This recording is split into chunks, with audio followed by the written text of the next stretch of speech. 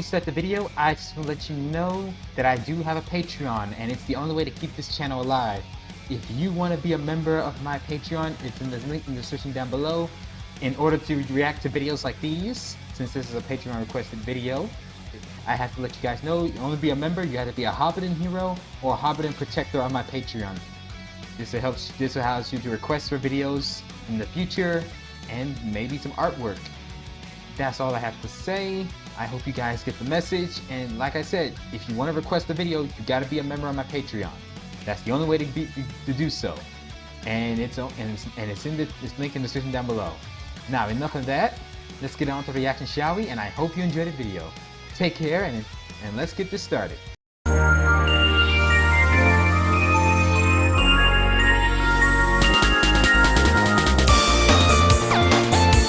Hey everyone, welcome back. We're back to the part 2 of this entire Ben 10 story illustrated by Ink Tank. And you know it's from the Ink Tank channel, and it was requested by Zach Cal from Patreon. You are just like the first video, be a member of my Patreon. You know the rules. And if you want to support the channel, make sure to like, comment, and subscribe. Or you want to hit the join button or hit the 1-tier Hobidon Scout.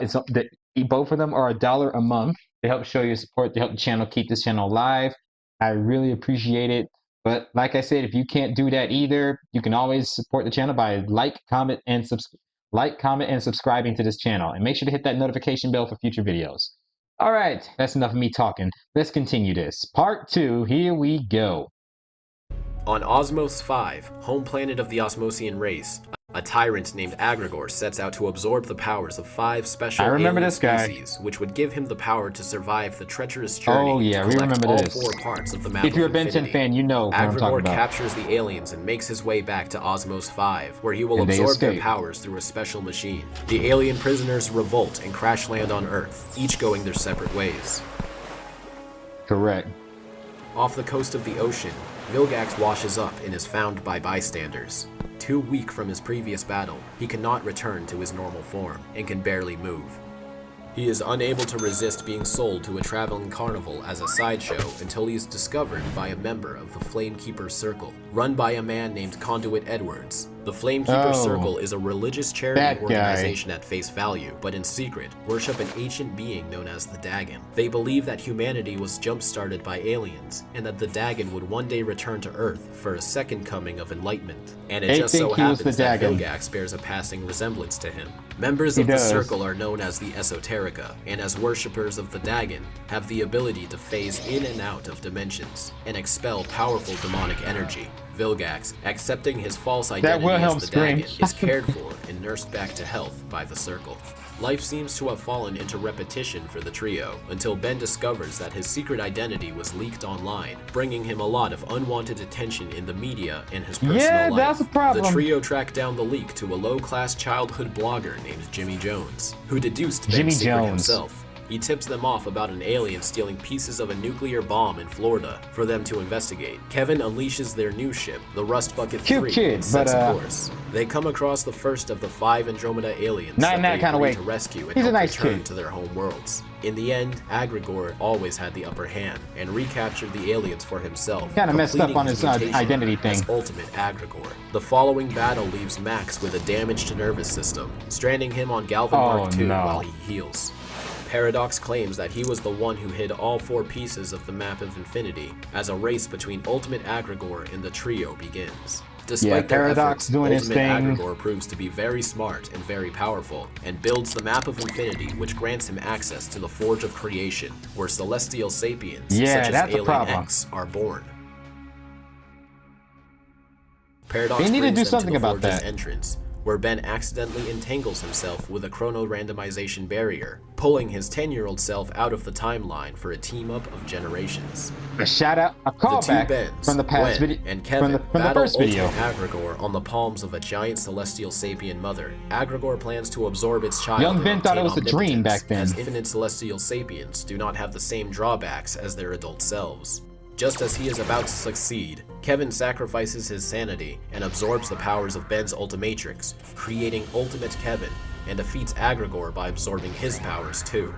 The overwhelming power immediately drives Kevin mad, and the trio is temporarily broken. Paradox takes young Ben back to his it didn't help when young Ben told him you were always a monster. So Ben can faintly remember a future where they were once best friends. It didn't help out Kevin's when young Ben calls Kevin a drives monster. a wedge between Ben and Gwen. Gwen continues to support the idea that Kevin has changed, and they should save him no matter what. Ben disagrees, saying Kevin is obviously too far gone, and they should kill him before anyone else gets harmed by him.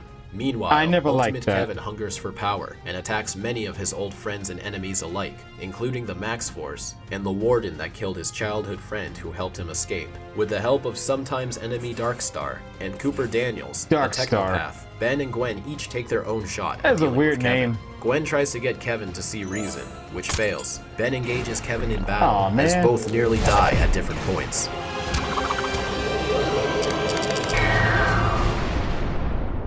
Darkstar and Cooper finalize a device that can cure Kevin, powered by the remains of the Dominus Librium, an ancient energy-conducting artifact believed to be of alien origin.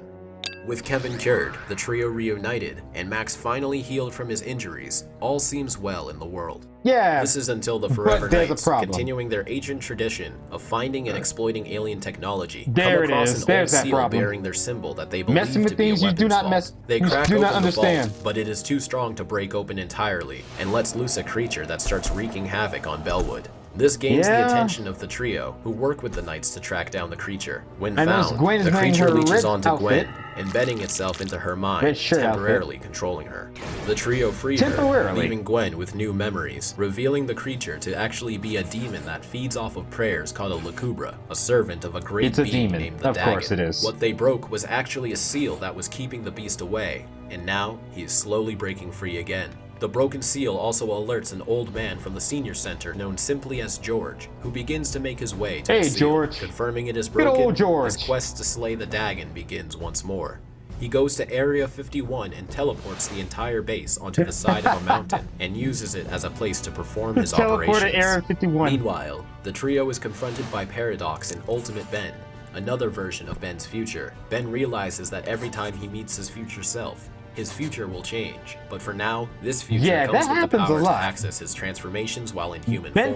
They arrive to help put an end to Eon, an evil time walker who has been traveling across the multiverse, killing different Ben Tennysons. Although they later find that this is not the case, as he is in fact recruiting them for his own personal reasons. The trio, Ultimate Ben and Paradox, defeat Eon by destroying their universe's version of the Hands of Armageddon, which is said to exist simultaneously in every possible universe.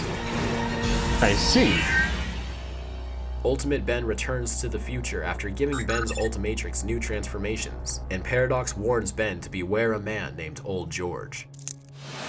At this time, Old George hails a meeting at Area 51 with the leaders of each faction of the Forever Knights, who have all had their own run-ins with Ben over the years, and proclaims that the Knights must carry out their true order, exterminating all aliens on the planet. He upgrades the Knights with advanced armor and weaponry, with special vehicles to complement.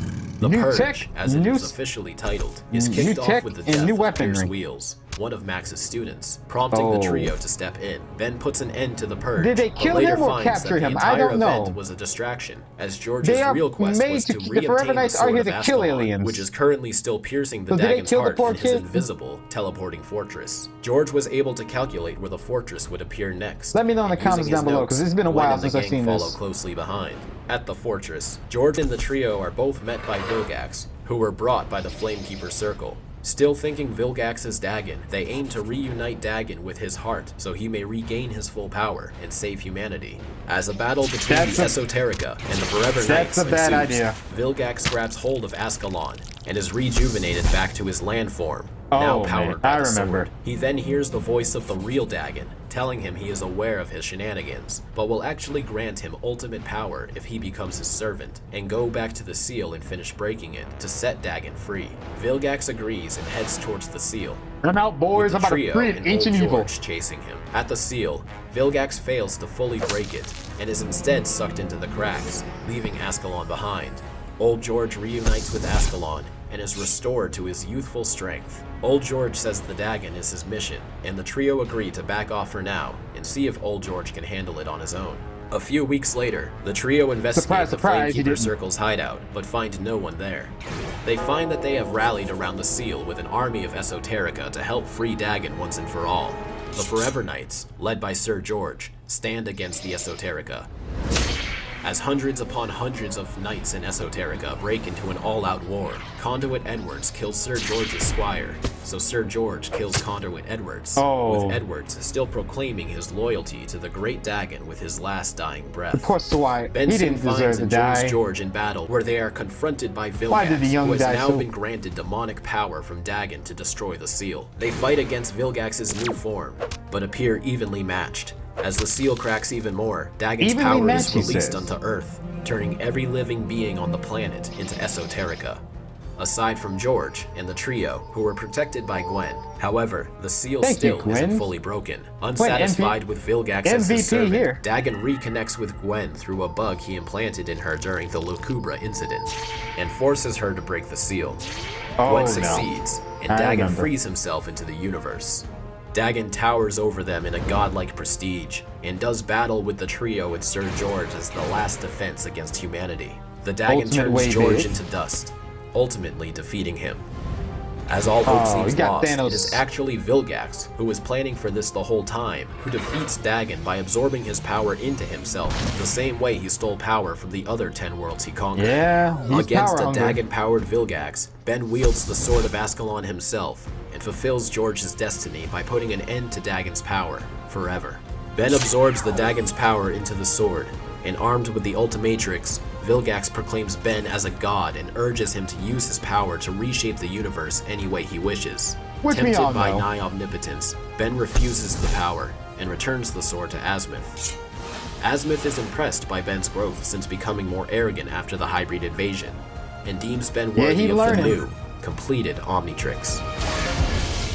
Yeah, Ben is learning. The trio slumps back into the usual hero time charade until Gwen reveals that she is accepting a scholarship to go to college early, and Kevin is leaving with her, breaking up the Alien Force team. Max sends a freshly graduated Plumber Academy student, Rook We're in Ben Blanco, 10 to be Omniverse Ben's now. new partner, and the two slowly begin working out their differences, fighting crime in the underground city known as Undertown, formed from the alien camps that helped rebuild Bellwood back in 2007. It's now an advanced They come city across a drifting underground. spaceship rumored to be owned by the Contumalia, the creators of the universe. And on board is their Annihilarg, which can both create and destroy universes. In a ragtag fight for the Annihilarg against other foes, the device is accidentally I remember activated, this. eradicating everyone and everything in the universe except for Ben, who protects himself as Alien X. Finally starting to master his power, Ben uses Alien X to create a new universe to replace his old one, although it is not an exact duplicate, and so far, no one aside from Ben believes this actually happened. After 5 years, Malware finally continues his pursuit against Asmith. Kyber is sent to hunt down and capture Ben with his beast, now armed with the DNA of predators of Ben's respective aliens through the completed That Nematrix. is- Combating oh, yeah. species who were naturally born to fight Ben's aliens against a skilled huntsman strengthens the bond between Ben and Rook, becoming true partners. But even with their teamwork, Malware has successfully upgraded himself enough to launch an attack on Galvin Mark II. Malware They was begin a by pain in the destroying butt their to deal moon, with. Galvin B, disabling all of the mechamorphs present. Why the moon gotta Malware be then destroyed? continues to evolve himself using Galvin Mark II's resources and transforms into a giant. Ben struggles to defeat Giant Giant kaiju Malware and fight. gets absorbed Activate. into him, and has an existential realization with his younger self. This revelation restores Ben's old transformation feedback into his new Omnitrix, and becomes the catalyst that puts an end to Malware once and for all. You got it. Feedback alien back. The adventures of Rook and Ben continue as they save the planet from the incursion invasion, prevent Few Albedo episodes from gone permanently by. stealing the brain of Asmith, and liberate the Anur system from the evil clutches of Lord Transil. Paradox Correct. returns once more with a warning that the entire multiverse is at stake, as Eon and Vilgax have teamed up and have been time traveling together for years, putting together an boys. army of evil Picking Ben them back to Tennysons back. for a war. The battle will take place in an alternate universe, where one of the Bens never found the Omnitrix, because the Omnitrix never even existed here. Okay. That universe is then targeted by the evil Bens, only for Ben Prime to swoop in and save him. Ben and Paradox A fight Ben alongside where- Ben 23, Gwen 10, and Ben 10K. A Ben where Ben never got the Omnitrix. Ben 23. Oh man. The names he give for his aliens is ridiculous. I just can't take him seriously anymore. And Gwen 10, when Gwen had the Omnitrix during the original Ben 10 cartoons, is where Gwen found the Omnitrix. Oh, it was an interesting concept. It was an interesting story. And now that she exists in another dimension, and Ben 10,000 with a new redesign again, and these designs of evil Ben Tennyson's, oh man.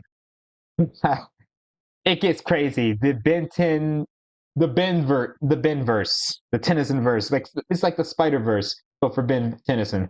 Another version of Ben's future that has the power to fuse his transformations together. To protect No Watch Ben from Vilgax and The Eon's fusion army. The fusion battle's true Omnitrix. purpose was a distraction, allowing Vilgax to activate his Chronosapien time bomb and erase every single universe and timeline from existence.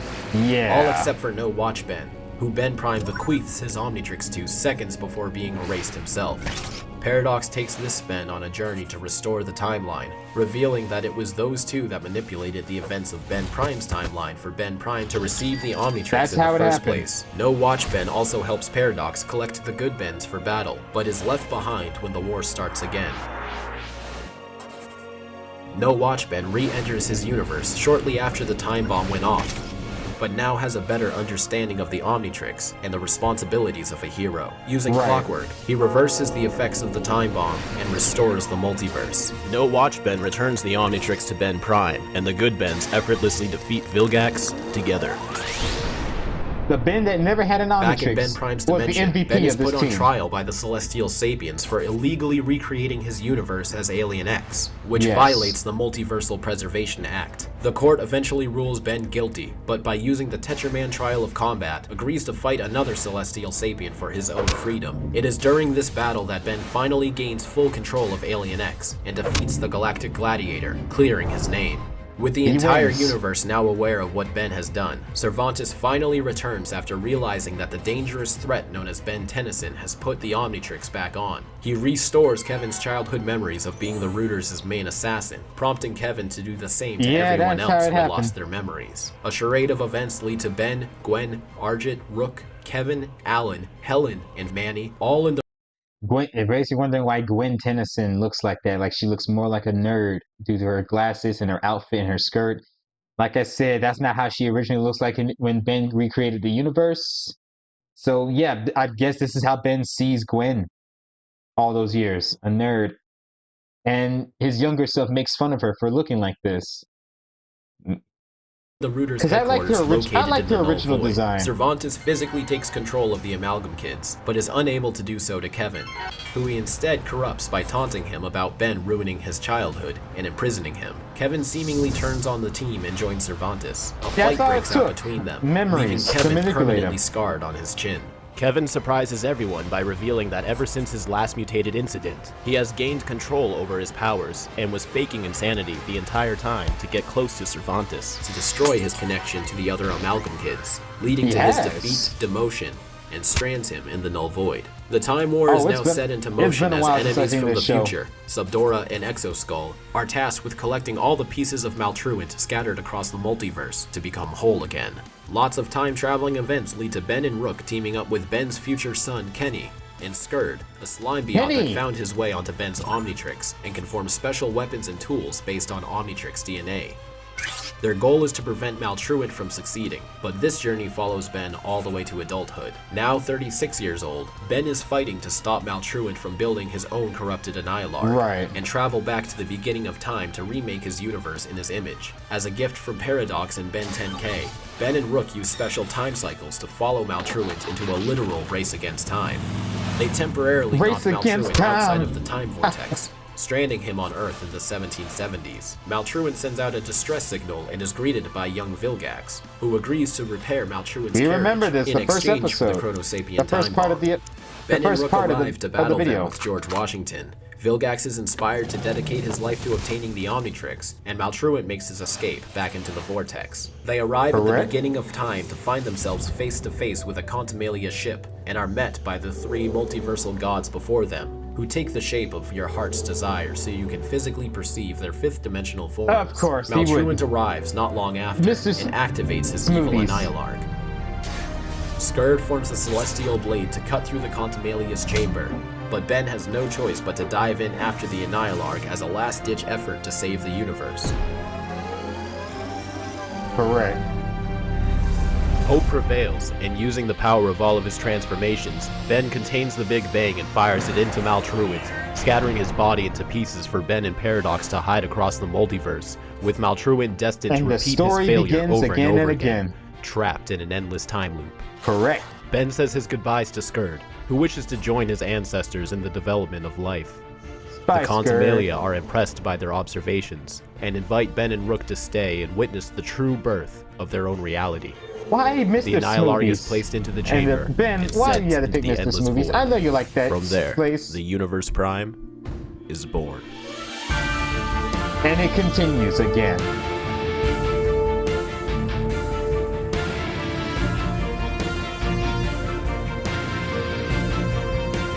We've reached the end, guys. The Ben 10 universe. That was a long adventure. But I really like the illustration of this. But the story doesn't have to end there. This entire video was made to guide you through Ben Prime's legacy, as a testament to my passionate belief that Ben 10 has many more stories to tell. And I invite you to check out my own rendition of the series called 5 Years Later. 5YL is a crossover continuation of Ben 10, written and illustrated by myself, with additional artwork, design, and story input from fellow Ink Tank members O.R. Ash and Hershey. Like Ben 10, it's gone through its own share of changes over the years, but many fans have agreed that our work was able to help bring back the magic of the original franchise, and I hope that our work can do for you what these shows have done for us. Thanks for watching. You can stay up to date with everything going on my social medias and join the Discord to talk to other passionate fans. You can also get weekly updates on 5 Years Later on Patreon for only $1 a month. And don't forget to check out our second channel where we've been streaming 5 times a week. And as always, keep it fizzing. Well, that was it. That was the Ben 10, the entire story, part 2. We did part 1 and part 2 at the same today. So, what were you guys' thoughts on this, the entire series of Ben 10? Did you enjoy it? What were your favorites? And yeah, what were your favorite aliens? Let's leave the comment down below. What were your favorite aliens in the comment? What throughout Ben 10's adventure? Any alien that Ben 10 can transform into. And let me know in the comments down below. And as always, take care, have a great day, be safe, and most importantly, stay frosty and stay healthy out there. Catch you all later, and make sure to wash your hands out there.